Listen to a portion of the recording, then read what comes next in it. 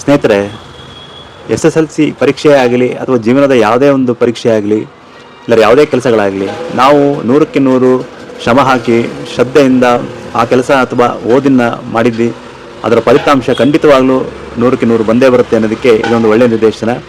ಈಕೆ ಹೆಸರು KS ಅನಘ. ಈಕೆ ತೀರ್ಥಹಳ್ಳಿ ನಗರದ ವಾಗ್ದೇವಿ ಶಾಲೆಯಲ್ಲಿ ಓದುತ್ತಿದ್ದ ವಿದ್ಯಾರ್ಥಿನಿ. ಈಕೆ ಕಳೆದ SSLC ಪರೀಕ್ಷೆಯಲ್ಲಿ 625ಕ್ಕೆ 624 ಅಂಕಗಳನ್ನು ಪಡೆದು ಇಡೀ ಕರ್ನಾಟಕ ರಾಜ್ಯಕ್ಕೆ 2ನೇ ಸ್ಥಾನದಲ್ಲಿ ಉತ್ತೀರ್ಣರಾಗಿರುತ್ತಾರೆ.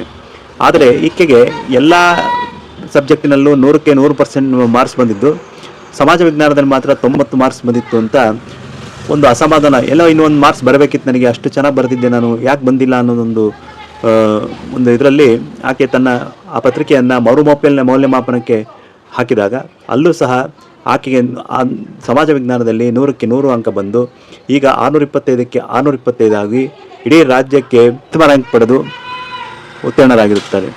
ಈಕೆಗೆ ಅಭಿನಂದನೆಗಳು.